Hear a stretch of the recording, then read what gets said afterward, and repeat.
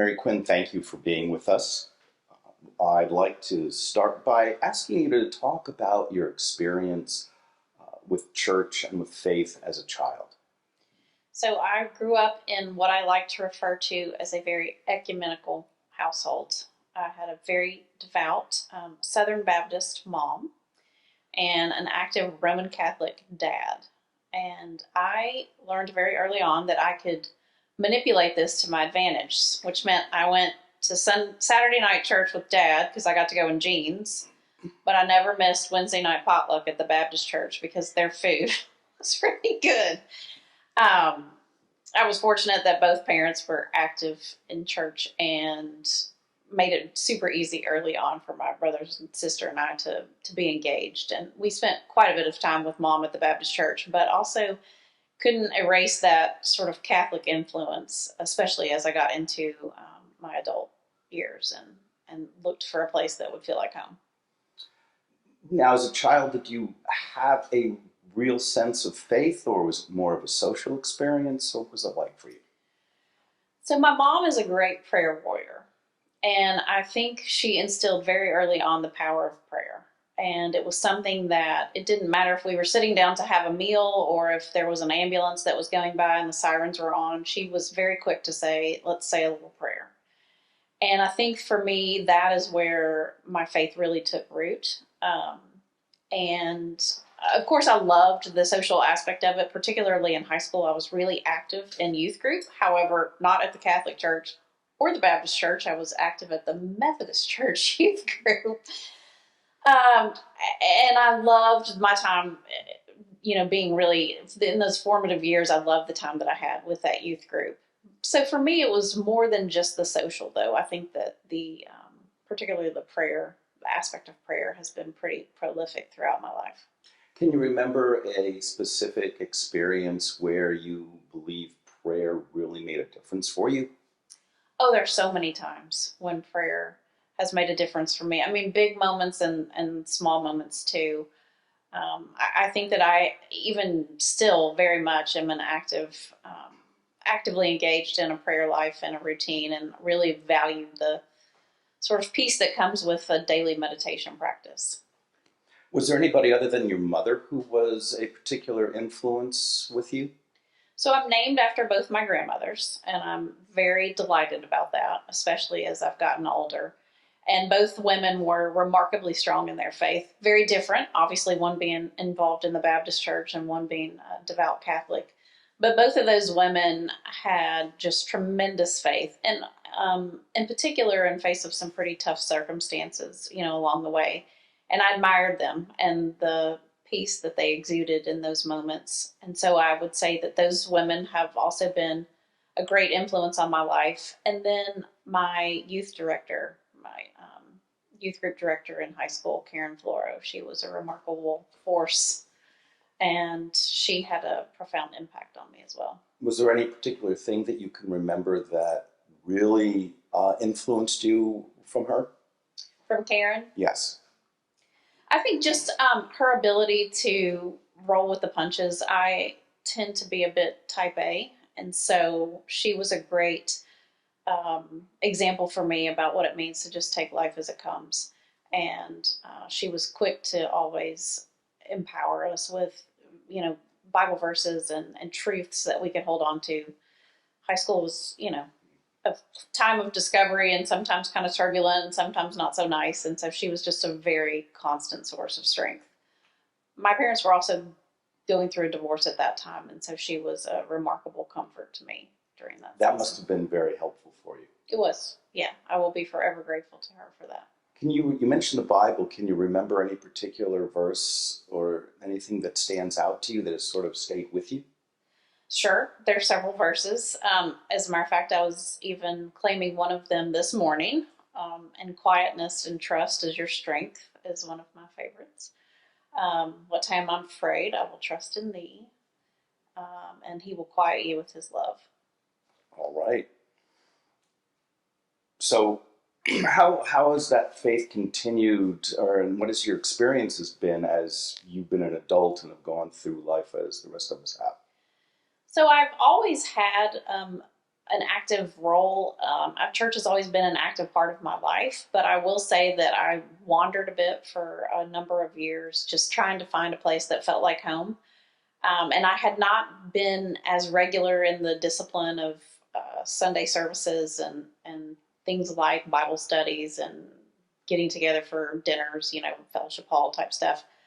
And I was so delighted actually when I ended up at Good Shepherd, because it started to feel like that faith of my childhood had come full circle, and I was back in a place that was so welcoming and inviting, and I was really interested in being fully engaged. So how did you come to choose Good Shepherd? Well, interestingly, by pure happenstance, I had lived in Danville and had made a move recently to Lexington.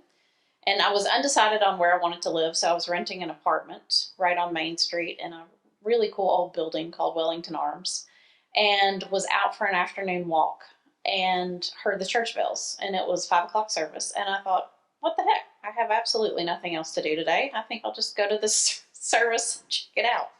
That was when Brian Cole was the priest, and I really loved the message. And he was so friendly after church was over. And I told him, I was honestly just taking a walk in the neighborhood. I've just moved to this part of town, and I enjoy being here. And he's like, well, I sure hope you'll come back. And so I just kind of started coming back. And shortly thereafter, Brian transitioned to a different opportunity, and Hendry was not too far behind him. And here we are. All right. So what do you think led to some of your searching and wandering during the earlier part of your adult life? I mean, probably what a lot of people go through when they're finally out on their own for the first time, just trying to figure it all out, make sense, and to be able to define your own version of what that faith journey is going to look like. And again, I had a lot of ecumenical influences over the years, and I was trying to make sense of all of it. And that's one of the things that I have so thoroughly enjoyed about Good Shepherd is it has given me this whole new lease on the gospel and how that can be interpreted. It's a lot freer and gentler than maybe some of the stuff that I'd heard as a young child. And so that's been a great blessing to just have all of this journey that I've been on sort of lead me to this church in this moment. Does your family participate in the church as well? Yes. Okay. So I am married and I have 2 stepchildren, and we are all engaged at Good Shepherd.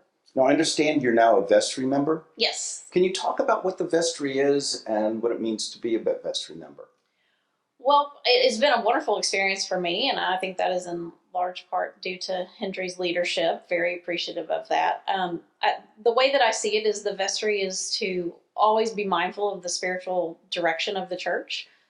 Obviously, we take care of the business, just making sure big picture that we're meeting budget and we're continuing to execute on the mission of bringing people to Christ. But I also think there is an important role that Hendry has emphasized that talks about the spiritual direction of the church to make sure that we really are living out that mission of everyone is welcome and love is all. So would it be fair to say the vestry is kind of like the board of directors for the church? I think so. Okay. This is for the people who don't necessarily know Sure. the church as deeply as others. Are there particular things about Good Shepherd that have really helped your faith journey? I have thoroughly enjoyed the Bible studies, and I also did the discovery class because I knew nothing about being an Episcopalian. I joke that I'm the only member of the vestry who finally knows where the undercroft actually is because there's all this terminology that is very specific to the Episcopal faith, but I finally figured it out. And so I have been grateful for the vestry experience as well. All of it has just allowed me to have an up-close look at the unbelievable service that the church does for the community at large and also does on behalf of its members. Even just understanding the mission of the day school and how they are serving all those amazing young kiddos. So I have really appreciated seeing love in action from so many of the ministries at Good Shepherd.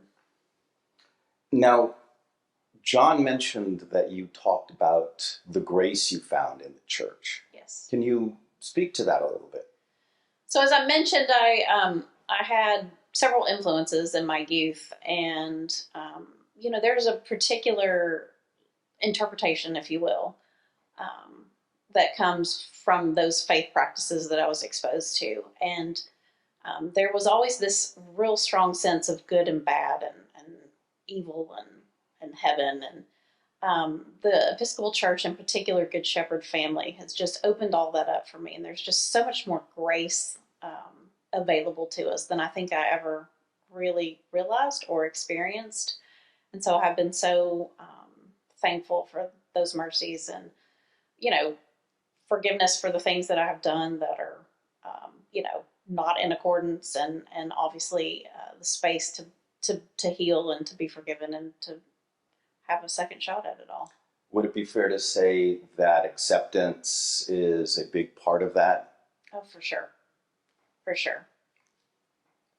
So I think we're maybe about done here, but I always would like to ask, is there anything that we haven't actually talked about or kind of covered that you would like to share to help inspire others? I would simply just add that Good Shepherd is wonderfully alive. There is real energy and sincerity and a genuineness um, to the people that call Good Shepherd their church home. And for those who are perhaps considering, please come join us. You'll have a lot of fun, and it'll be good to have you in our midst. Well, thank you very much for being with us today. This has been a big help. Thank you. I appreciate it.